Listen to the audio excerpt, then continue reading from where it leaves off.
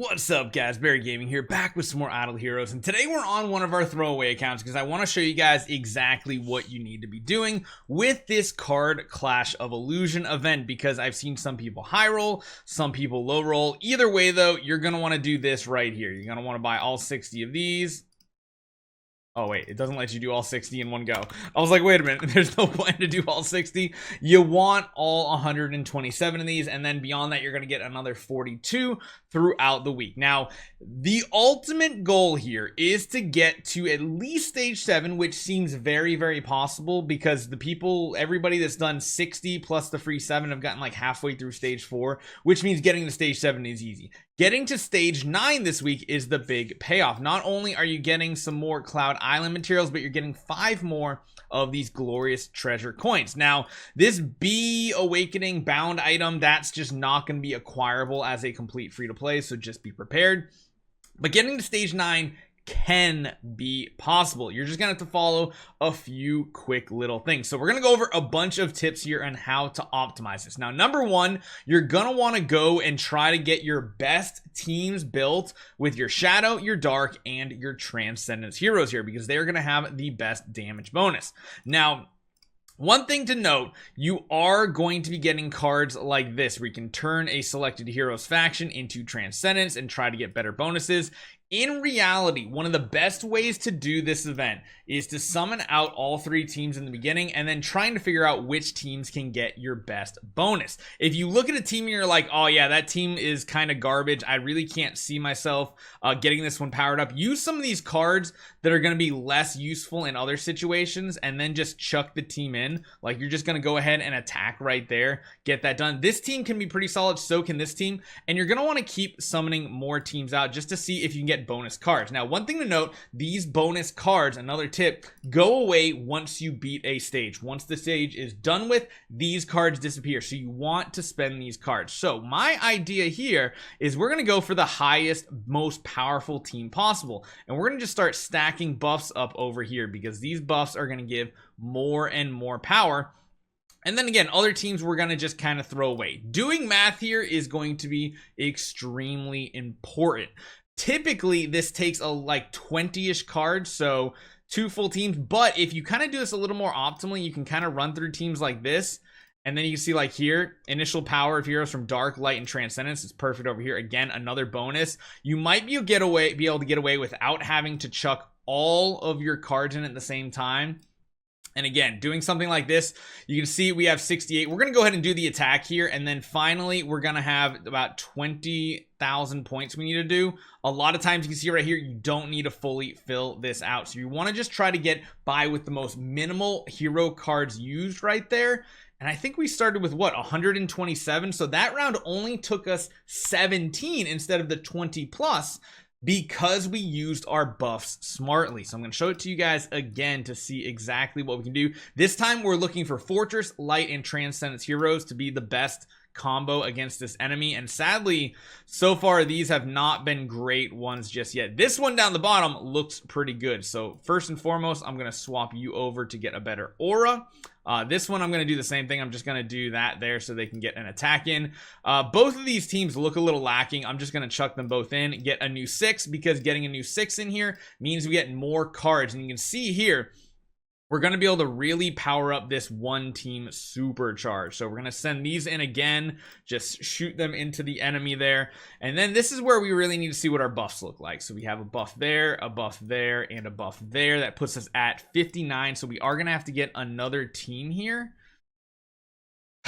I mean, we can do a final damage again. That puts us to 66. Which means we're really close. So at this point, we might as well just chuck our teams in here, get these damages in, and then another card, send them in.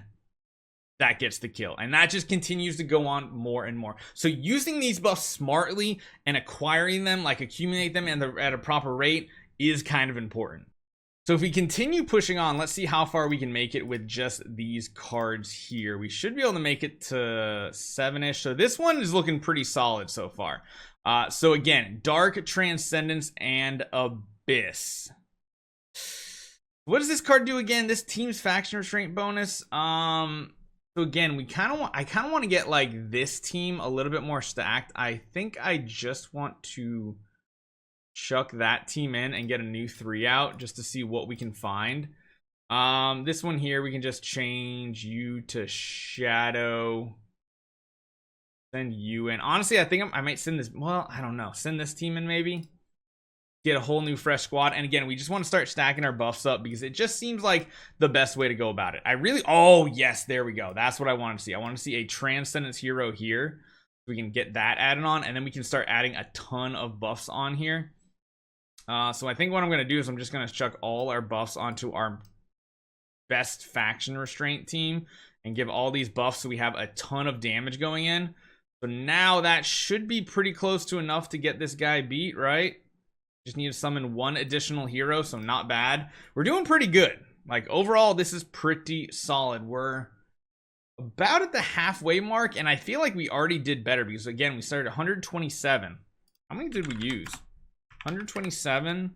Frac 72 is 55. Divide that by 3. It means we're averaging 18 per. That's really good so far. So let's keep doing this. Again, making sure these buffs line up properly is going to be a huge part for us here.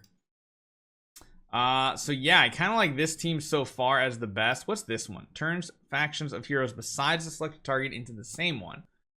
Ooh, that's potentially really good. Things like this don't really do all that much for us right now. I really don't like either one of these teams on the left. Well, one's all right. Nah, we're gonna send these teams in. Send them in, accumulate more cards, see what we can find, see if there's anything we can get better. Not quite. Like in this situation, like we can switch this over to dark just to, like, you know, or to shadow from dark just because it doesn't really matter. Again, this is going to be our big team, I think, that we want to go in on. I kind of want to get one of these teams that has a Transcendence hero in the middle, though. Do one more team. So right here, if I do that, again, turns factions of heroes besides the selected target into the same as the selected one. I think that would only change this one right here. I think we need to start using our buffs, though. So let's do this. I'm going to place that here and make them all that, and then we're just going to load everything up onto here. We're going to go with the restraint buff. We're going to get tons of extra attack. It's not quite enough. Let's get another buff out. What does this one do again? Faction restraint bonus. Yeah, we'll do that there.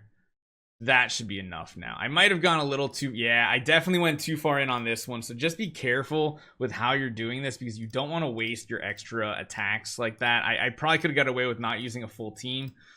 This guy, we want Dark and Transcendence heroes mainly only. So this is what? Not really how we want this to go.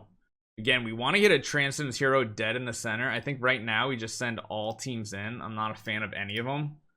Just get the damage in. Summon out more teams here. Come on, RNG. No, this one's no good as well. We really didn't get any dark heroes either. Although we could do something like take this team here.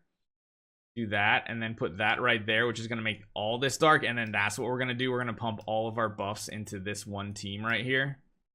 You can see the power just crazily going up through the roof. We do damage there, do damage there. I guess just do the damage and we'll see what we get here. No, any team should technically work. Yeah, and then we can just give them a buff. That does get through. So we have 30 more to go. This is tricky. Oh, geez. That's something I was not aware about, actually. Going to stage 6 requires 4 heroes per team. So on this one, at this point, you don't probably want to go past a certain number of teams. So Light and Transcendence is definitely the way to go. So this team so far seems pretty good. I guess going for the third team isn't the worst thing in the world because that's going to give us more buffs.